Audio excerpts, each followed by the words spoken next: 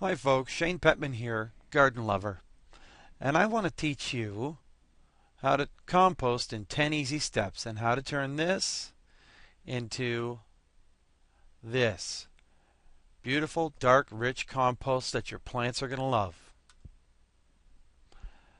Step 1, you need to get a container. Now, there's a million places that sell these and you can buy any number of things.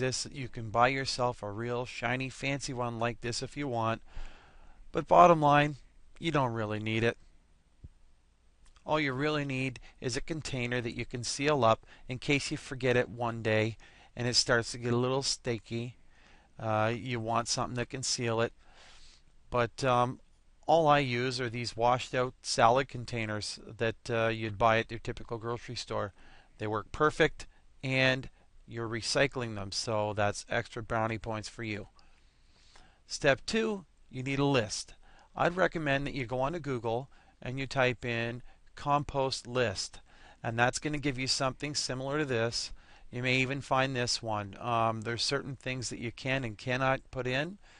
There's a pretty comprehensive list here. Do grab yourself a list and follow it. It'll make a big difference in having healthy compost. Step 3, get a compost bin.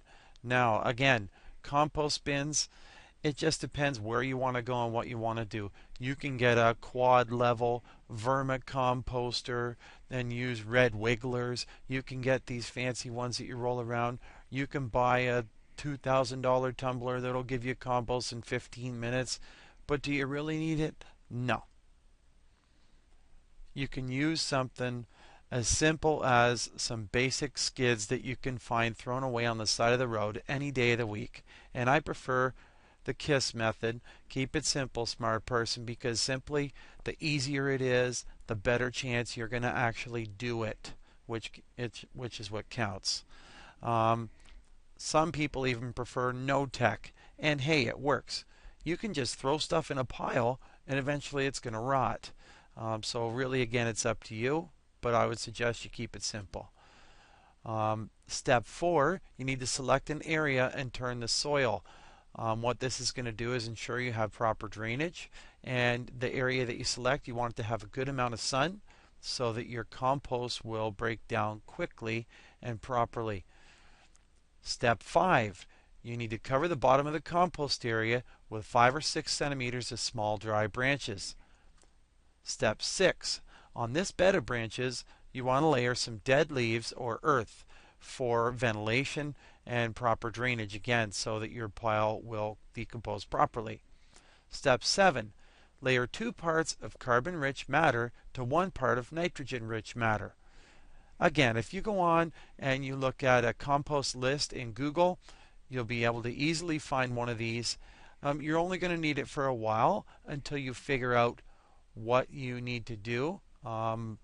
Layering the carbon-rich 2 to 1 with the nitrogen ensures again that your compost breaks down in the optimal time. Step 8, add finished compost, gardening soil, or newspaper. When you put this on top, what it does is it sort of seals up your pile and allows the moisture and the vapor and the bacteria to kind of circle around through the pile easier. My preferred method is to use these dirty old papers that you get in the mail, the junk mail. Make sure you don't put any of the plastic pieces in there, but shoot, you could even ask for junk mail at this point because it's just going to yield you beautiful rich compost in the end. Step 9, you need to aerate the compost pile. Get yourself a pitchfork or a shovel. You don't have to be quite as jacked as old Hans here, but it certainly does help. Step 10, check the degree of humidity. Just think of this picture again. What you're looking for is the approximate dampness, the approximate wetness of a damp sponge. You don't want it soaking wet, and it's easier to add the water after the fact than put too much on right away. You can't screw it up permanently, but all that it's going to happen by not following these steps to the utmost is it'll just take you a little bit longer to compost. And that's it. So To recap, today we learned how to compost in 10 easy steps, and here they are. You get a refuse container or a pail that you want to keep on the counter or under the sink.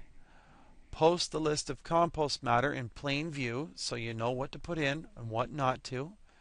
Get yourself a compost bin from a municipality or a warehouse store, or better yet, make one yourself using wood, cedar's optimum, wire mesh bricks, or just put your stuff in a pile. Using a shovel, turn the soil in the selected area. A sunny, well-drained area is the ideal spot for a compost bin. Cover the bottom of the composter with a 5 or 6 centimeter layer of small dry branches, and on this bed of branches place a layer of dead leaves or earth. This allows circulation and to improve drainage. Layer 2 parts of carbon-rich matter, which is brown or dry matter, to 1 part of nitrogen-rich matter, which is green or wet matter. Add finished compost, gardening soil, or newspaper to keep flies out of the compost bin. Aerate the compost pile using an aerator or a pitchfork once a week. And keep tabs on the humidity. Add water to the compost until the degree of humidity is similar to that of a damp sponge. And like I said before, remember it's always easier to add water than to remove it. So that's it. Thank you so very much for checking out my video. Feel free to come back anytime and use the video itself as a reference. This is a very reliable way to get healthy, fresh compost that your garden's going to love. Wait, do you want to make compost 10 times easier? If so, then you need to meet my buddy, Australian gardener Rod Turner. He has figured out a way to make this whole compost business way easier by creating humus in bulk. Now you're going to say, what's humus? Humus is the magical, if you could say, the holy grail element of compost. You see, normal compost has a tiny little bit of this almost magical element, and it would normally take a pile approximately this size to create this tiny little amount of humus, which is the holy grail element of compost. And humus is special because true humus is a colloid. And did you hear you say, what the bleep is a colloid? Simply put, a colloid is a structurally bound suspension of a solid in a liquid. And the solid is held in the liquid, but it's not wet to touch. Butter and jello, or jelly, are 2 very good examples of colloids. Humus colloids up to 75% water, and the plant food is not soluble in the soil water. Due to the unique living structure of colloidal humus, plant roots, now pay attention folks, this is critical, however, can get what they want when they want it.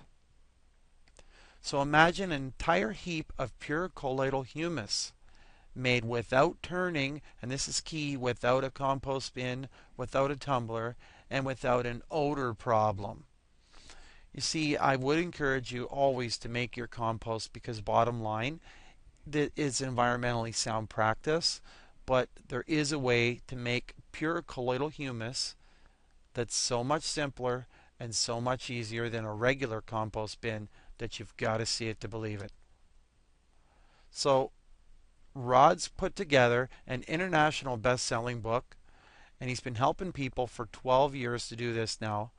And I would encourage you strongly to check it out and hit the easy button. You owe it to yourself.